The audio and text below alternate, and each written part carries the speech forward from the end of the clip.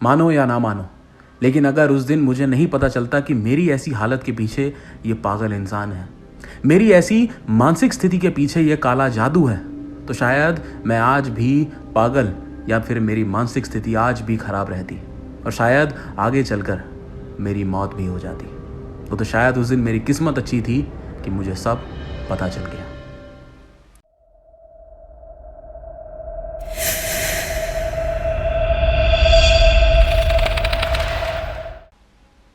इन सब चीज़ों की शुरुआत हुई थी मेरे कॉलेज में।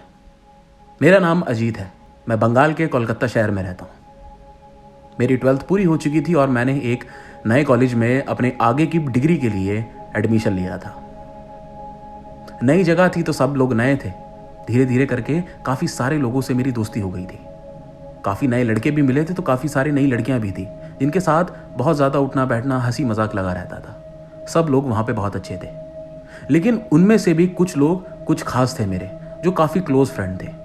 उनमें से कुछ लड़कियां थी तो कुछ लड़के, लेकिन उनमें से एक लड़की जिसका नाम कुसुम था, वो लड़की उन सब में अलग हटके थी। वो इसलिए क्योंकि वो लड़की ज़्यादा किसी से बात नहीं करती थी। उसके लिए कुछ सेलेक्टिव लोग ही थे जिससे वो अपनी कुछ मन की बातें किया करती थी, और उन सेलेक्टिव लोगों में से मैं एक था। कुसुम के मन में जब भी कोई प्रॉब्लम, कोई टेंशन होती या कुछ बात जो उसके मन में खटक रही होती थी, वो आके मेरे साथ शेयर करती थी, और ठीक उसी प्रकार मैं भी उससे बातें किया करता था। उसके साथ कभी बैठ के ऐसा लगता ही नहीं था कि ये कोई अनजान है। उसके साथ बैठकर बातें करने में काफ़ी मज़ा आता था। उठना बैठना, हंसी मजाक, खाना पीना उसके साथ लगा ही रहता था, और ये वो बातें ज़्यादातर और किसी से करती भी नहीं थी। कभी कभार तो उसके साथ हंसी मजाक करते करते लगता ही नहीं था कि ये लड़की है, क्योंकि कई बार तो उसके साथ ऐसे हंसी मजाक हो जाते थे कि मानो जैसे कोई लड़का ही बैठे मुझसे बात कर रहा है। लेकिन मैं उसे बस अपना एक दोस्त मानता था, बहुत अच्छा दोस्त, उससे ज़्यादा कुछ नहीं। लेकिन मुझे नहीं पता था कि कुसुम के दिमाग में कुछ और चल रहा है। कॉलेज को 1 साल पूरा हो चुका था। हमारा फर्स्ट ईयर कंप्लीट हो चुका था। हम लोग सेकेंड ईयर में आ गए थे। जब मैं सेकेंड ईयर में आया था तो उससे भी पहले मेरी एक दूसरे बैच की लड़की से बात हुआ करती थी। उस लड़की को मैं पसंद करता था, और जब मैं सेकेंड ईयर में आया तो मैं उसके साथ उस समय रिलेशन में आ गया था। और ये बात मेरे सब दोस्तों को पता चल गई थी कि हाँ, मैं एक लड़की के साथ रिलेशन में हूँ। लेकिन जब ये बात कुसुम को पता चली तो कुसुम बहुत अजीब तरीके से इसके ऊपर रिएक्ट करी। जब उसको ये बात पता चली तो उसने मेरे से बातें करनी एकदम से बंद कर दी। मुझे समझ नहीं आया, क्योंकि मैंने उस तरीके से कभी कुसुम को लेकर सोचा ही नहीं था। काफ़ी दिन बीत गए, लेकिन अब कुसुम मुझसे बातें नहीं किया करती थी, तो मैं उसके पास जाता था बात करने के लिए। मैं उससे बोलता था, लेकिन वो सिर्फ करके ही जवाब देती थी, ज़्यादा कुछ बोलती ही नहीं थी। मैंने पूछने की कई बार कोशिश करी कि कुसुम क्या हुआ है, कुछ तो बता, अब तू बात क्यों नहीं करती है। लेकिन नहीं, कुसुम कुछ बोलती ही नहीं थी। वो बोलती थी कि नहीं, बस अब मेरा मन नहीं है। जब वो इस तरीके से मुझे जवाब देती थी तो मैं भी उसे कभी ज़्यादा फोर्स नहीं करता था बात करने के लिए। मुझे लगता था कि शायद कुछ बात है जो वो मुझसे कहना नहीं चाहती है, लेकिन मेरा ध्यान इस पे कभी गया ही नहीं कि कुसुम के दिमाग में कुछ और चीज़ चल रही है। एक दिन ऐसे ही कुसुम अपनी सीट पे बैठी थी तो मैं उसके पास गया, बैठे कुछ बात करने के लिए। आमतौर पर पहले मैं उसके पास ऐसे ही चला जाता था, तो ठीक उसी तरह मैं उसके पास गया, कुसुम के बगल में बैठा और मैं बातें करने लगा। लेकिन उस दिन कुसुम का मिजाज कुछ अलग था। मैं बातें कर ही रहा था कि कुसुम एकदम से पलटी, मेरे को देखी और बहुत गुस्से में मुझसे बोली कि क्या है तुझे। मैं एकदम चुप हो गया। मैंने कुसुम से बोला कि कुसुम क्या हो गया तुझे यार, तू किस तरीके से बात कर रही है। लेकिन वो मुझे गुस्से भरी नजरों से देख रही थी। मैंने उससे पूछा कि अगर तेरे मन में कोई बात है तो मुझे प्लीज बता ना, इस तरीके से तो मत बिहेव कर। तो कुसुम ने मुझे जवाब दिया कि जो तू कर रहा है वो ठीक नहीं है। मैंने उससे पूछा कि क्या ठीक नहीं है। तब उसने मुझे बताया कि जिस लड़की के तू साथ है उसे छोड़ दे, वो तेरे लायक नहीं है। मैं ये बात सुन के चौंक गया। मैंने कहा कि क्यों, ऐसा क्या है उसमें, कुछ तो बता मुझे। लेकिन उसने मुझसे बोला कि बस तू उसे छोड़ दे, और वो ये बोलकर वहां से उठ के चली गई। मैंने उसे पीछे से आवाज़ें लगाई, लेकिन उसने मेरी कोई बात नहीं सुनी और वो उठ के क्लास से बाहर निकल गई। मुझे कुछ समझ नहीं आया कि आखिरकार उसने ऐसा बोला क्यों। मेरे जितने भी दोस्त थे किसी ने भी ऐसा कुछ नहीं बोला, लेकिन कुसुम ने ऐसी बात मुझे बोली तो मैं सोच में पड़ गया कि आखिरकार कुछ तो ज़रूर बात होगी, तभी कुसुम ने ऐसे बोला है। उसी दिन जब हम लोग सारे कॉलेज से घर के लिए निकल रहे थे तो कुसुम ने मुझे पीछे से आवाज़ मारी। मैं रुक गया। वो मेरे पास आई और मुझसे बोली कि यार मुझे सुबह के लिए माफ़ कर दियो, मैं तुझ पर गुस्सा हुई। मैंने कहा कोई बात नहीं यार, दोस्ती में तो ये सब चलता है। लेकिन कुसुम ने मुझसे फिर से ये बोला, लेकिन इस बार आराम से बोला कि तू उस लड़की को छोड़ दे, वो तेरे लायक नहीं है। मैंने उससे बोला कि कुसुम कुछ बात तो होगी ना, तू मुझे बता तो सही कि मैं उसे क्यों छोड़ दूँ। तो कुसुम का ये जवाब आया कि वो लड़की तेरे लिए ठीक नहीं है, तेरे को अगर कोई लड़की चाहिए तो मैं तुझे बताऊंगी ना। मैंने कहा यार कुसुम, वो मेरे लिए एकदम ठीक है, और ऐसा नहीं कि मैं सिर्फ उसे 2-4 दिन से जानता हूँ, मैं उसे काफ़ी समय से जानता था। वो एकदम बढ़िया है, तू भी उससे मिलकर देख, तुझे भी उससे बात करके अच्छा लगेगा। लेकिन कुसुम ने उस बार एक अलग ही जवाब दिया, जिसे सुनने के बाद मैं भी सोच में पड़ गया। कुसुम एकदम से पीछे हुई और मेरा हाथ पकड़ के बोली कि अजीत, मैं तुझे पसंद करती हूँ, तू उसे छोड़ दे, तू मेरे साथ रहना। ये तो तू भी जानता है कि तेरी मेरी कितनी अच्छी बॉन्डिंग है, हम दोनों कितने अच्छे से बात करते हैं, तू मुझे पूरे अच्छे से जानता है, मैं तुझे पूरे अच्छे से जानती हूँ। तू उसे छोड़, तू मेरे साथ रहना, हम दोनों रिलेशन में रहेंगे, लेकिन तू उस लड़की को छोड़ दे, वो तेरे लिए सही नहीं है। ये बात सुनने के बाद मैं बहुत चौंक गया। मैंने कुसुम का हाथ छुड़ा और मैंने बोला कि कुसुम, तू मेरी बहुत अच्छी दोस्त है यार, मैंने कभी तुझे इस तरीके से नहीं देखा, और अगर कभी ऐसा होता भी तो मैं तुझे बता देता ना। और तू भी मेरे साथ 1 साल से थी, तूने मुझे अब जाकर बताया, तूने मुझे ये सब चीज़ें पहले क्यों नहीं बताई। मैंने उसे समझाया कि कुसुम देख, ऐसा नहीं हो सकता यार, और अगर ऐसा हुआ भी तो हम दोनों के बीच में जो दोस्ती है वो नहीं रहेगी, इस चीज़ को तू समझ। लेकिन मेरी बात सुनने के बाद कुसुम और ज़्यादा भड़क गई और उसी समय वहाँ से चली गई। मेरे को कुछ समझ नहीं आ रहा था कि मैं अब क्या करूं।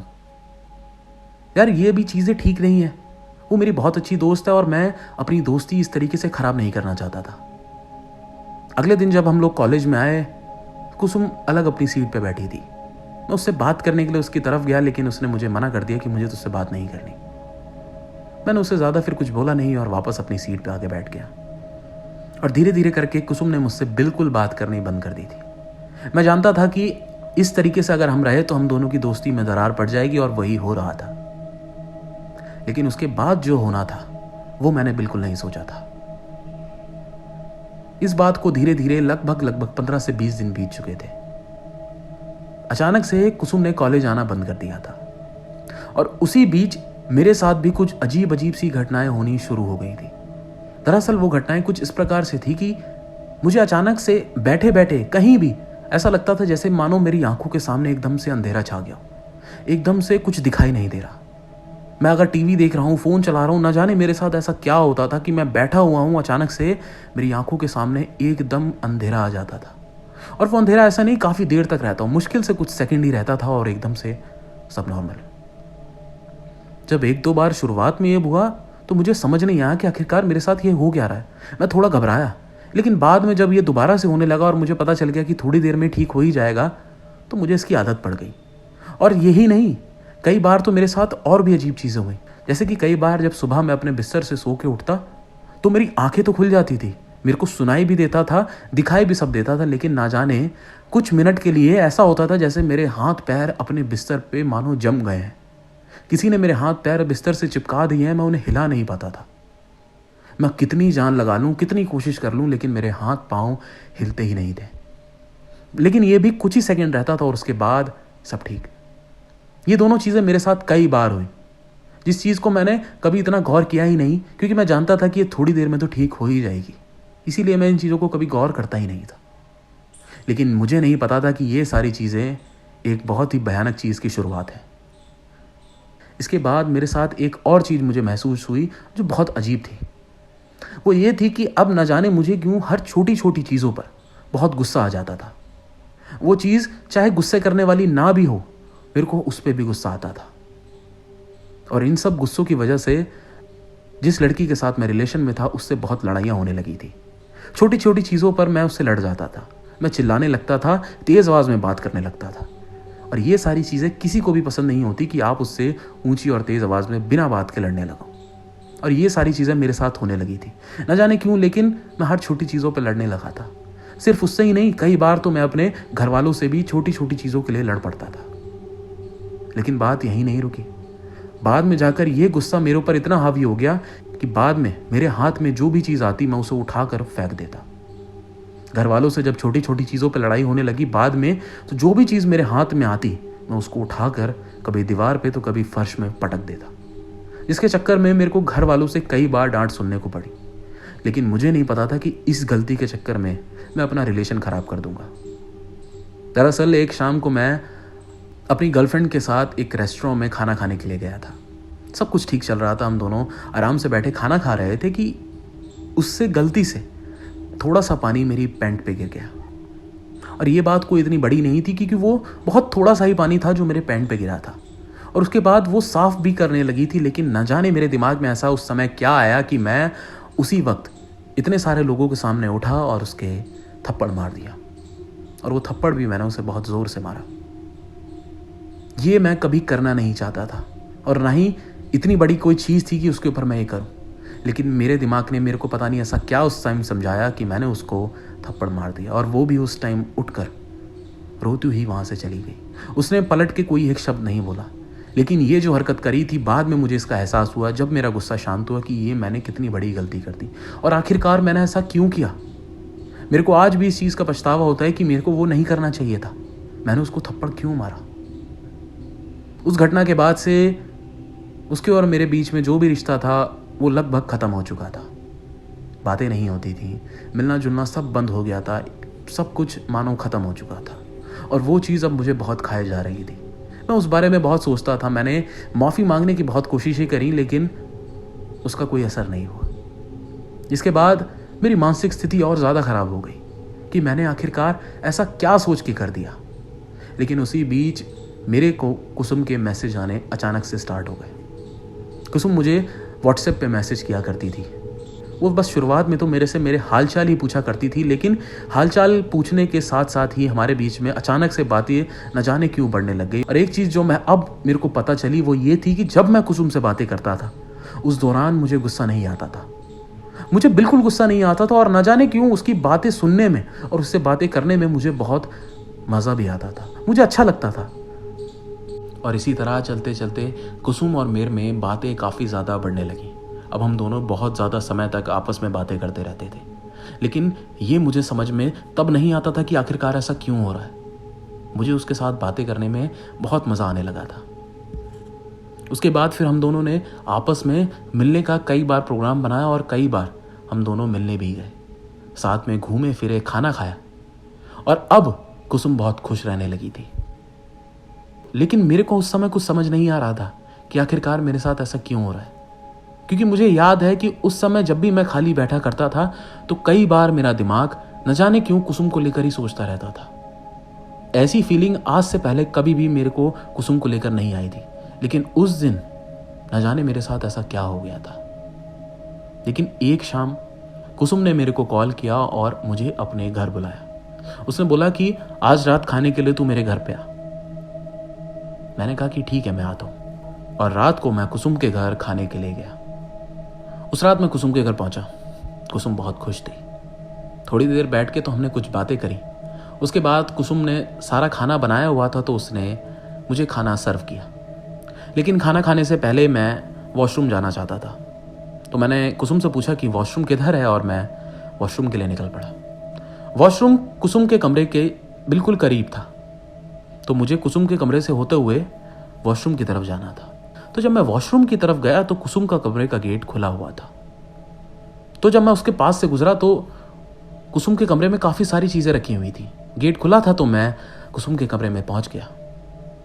लेकिन मैंने उसके कमरे में कुछ ऐसी चीज़ें देखी जिन्हें देख मैं सोचने पे मजबूर हो गया कि आखिरकार ये कुसुम के कमरे में कर क्या रही है।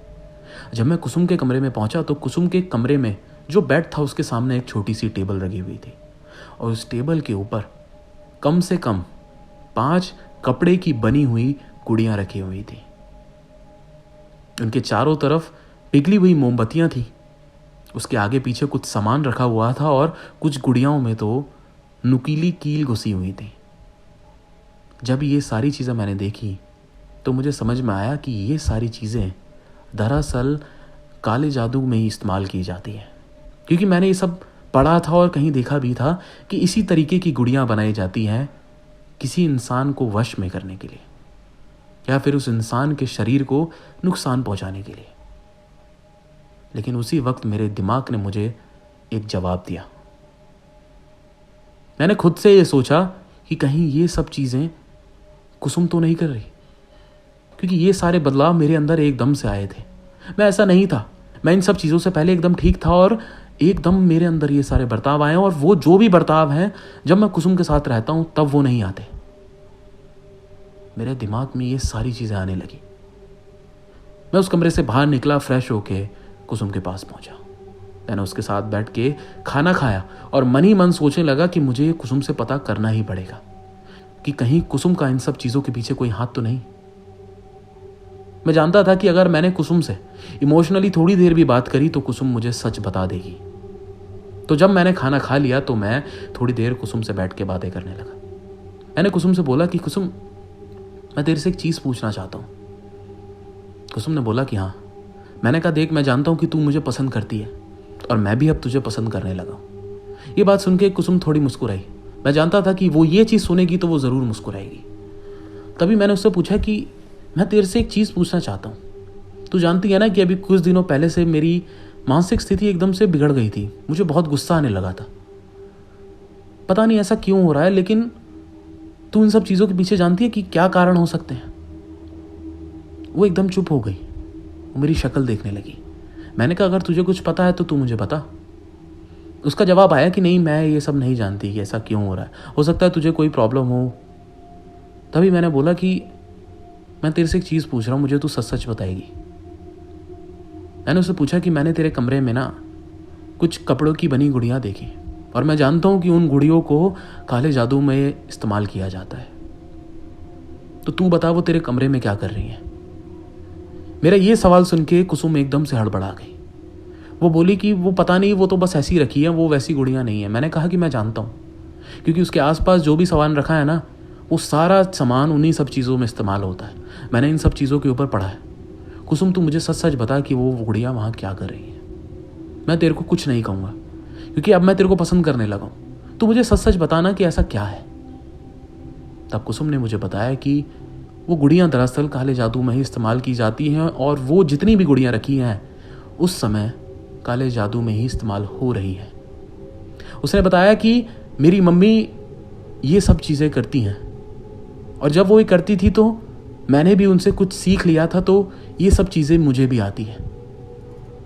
तो उसी वक्त मैंने उससे बोला कि तूने मेरे ऊपर भी ये सब किया है ना। मेरी ये चीज़ सुनने के बाद कुसुम एकदम से चौंक गई, उसकी आंखें बड़ी बड़ी खुल गई। मैंने कहा, देख, मुझे सच सच बता। वो थोड़ी सी इमोशनल हो गई और मुझसे बोली कि मैं ये सब करना नहीं चाहती थी, लेकिन तूने मुझे मजबूर किया। मैंने तेरे को कितना मना किया था, मैंने तेरे को कितना रोका था। मैं चाहती थी कि तू बस मेरे साथ रहे। तू उसके साथ क्यों गया? और आज तू देख, तू मेरे साथ है, कितना खुश है। उसके साथ रहता तो सारी जिंदगी रोता।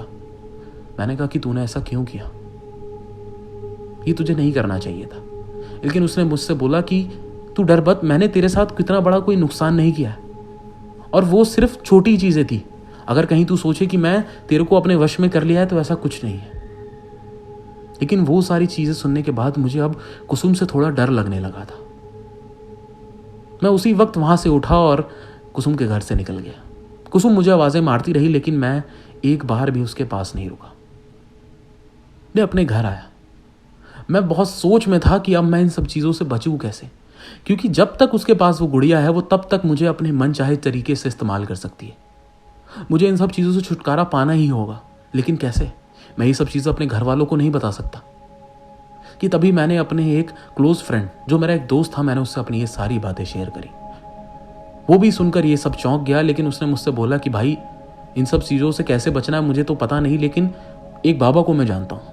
वो बाबा भी काले जादू करते हैं। अगर वो करते हैं तो उनके पास इन सब चीज़ों का तोड़ भी होगा, तो एक बार उनसे जाके बात करना। मैंने कहा कि ठीक कह रहा है। अगले दिन मैं उन बाबा जी के पास पहुंचा। मैंने उन्हें अपनी सारी चीज़ें बताई। उन्होंने बोला कि देखो, हो सकता है वो अभी सिर्फ तुम्हारे दिमाग को इस्तेमाल कर रही है, तुम्हारे दिमाग को अपने मन मुताबिक चला रही है, लेकिन शुक्र मनाओ कि उसने अभी तक तुम्हारे शरीर का इस्तेमाल नहीं किया, क्योंकि वो चाहे तो तुम्हारे शरीर को तोड़ सकती है, मोड़ सकती है, लेकिन अभी उसने ऐसा कुछ नहीं किया। मैंने कहा कि बाबा, इन सब चीज़ों से बच कैसे सकते हैं? उन्होंने बोला कि देखो, घबराओ मत, अगर इन सब चीज़ों को बनाया गया है तो इन सब चीज़ों का तोड़ भी होता है। उन्होंने मेरे सामने कुछ क्रियाएं करनी शुरू करी। एक काला सा ताबीज़ उन्होंने मुझे दिया और कहा कि अपने गले में बांध लो, और उसके बाद मुझसे बोला कि एक सफ़ेद कपड़े में उस लड़की का लाल रंग से नाम लिखना। उसके अंदर थोड़ी चीज़ें उन्होंने मुझे डालने के लिए बोली और बोला, जैसे ही सूरज ढले उस समय तुम्हें इस कपड़े को जला देना है, और याद रहे कि कपड़ा पूरी तरीके से जलना चाहिए। उसके बाद चीज़ें एकदम से ठीक हो जाएंगी। जैसा उन्होंने कहा था ठीक मैंने वैसा किया। वो कपड़ा लिया, जिस टाइम उन्होंने बोला था उसी टाइम वैसी वैसी कर कर वो कपड़ा जला दिया। और उसके बाद से मुझे बहुत हल्का महसूस होने लगा। अब जिस तरीके से मुझे पहले गुस्सा आ जाता था, मेरे को नहीं गुस्सा आता था। सारी चीज़ें अब कंट्रोल में लग रही थी। लेकिन उसके 2 से 3 दिन बाद कुसुम अचानक से मेरे घर आई। वो जब घर आई तो उसकी आंखों में आंसू थे। वो मेरे सामने खड़ी थी और मुझसे माफ़ी मांग रही थी, लेकिन मैं कुछ नहीं बोल रहा था। वो मुझसे बोल रही थी कि मुझे माफ़ कर दे यार, कम से कम हम दोस्त तो रह सकते हैं। ठीक है, तू मुझे अपने साथ रिलेशन में मत ला, लेकिन हम जैसे पहले दोस्त हैं वैसे तो रह सकते हैं। कम से कम हम दोनों पहले की तरफ बात तो कर सकते हैं। लेकिन मैंने कुसुम से बोला कि जो हरकतें तूने मेरे साथ की है ना, उसके बाद मैं तेरे साथ दोस्त भी नहीं रहना चाहता। आज के बाद तू मेरे से कभी बात मत करियो। और ये बोलकर मैंने गेट बंद कर लिया। उस दिन के बाद से मैंने कुसुम से कभी बात नहीं की, और उस दिन के बाद से कुसुम ने कॉलेज आना भी छोड़ दिया। उसके बाद वो कॉलेज कभी नहीं आई।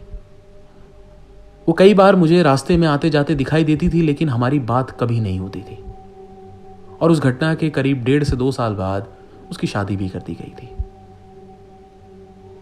लेकिन उसकी मानसिक स्थिति मुझे ठीक नहीं लगती थी, क्योंकि कोई इस तरीके से काम कैसे कर सकता है? किसी इंसान को पाने के लिए उसके मन को वश में करके इस तरीके से करना।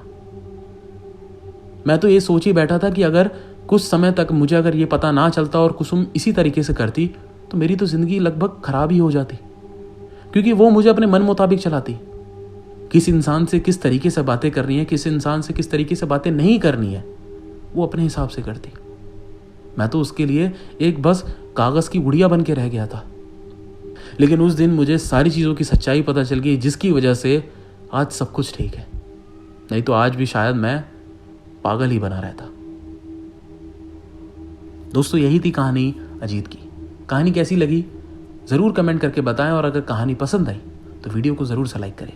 आप लोग अगर चैनल पर नए हैं तो चैनल को सब्सक्राइब करके बेल आइकन ऑन कीजिए ना, क्योंकि मैं ऐसी कहानी आप लोगों के लिए जल्द और लाऊंगा। मिलूंगा आप सब लोगों से एक और नई कहानी के साथ। नमस्कार।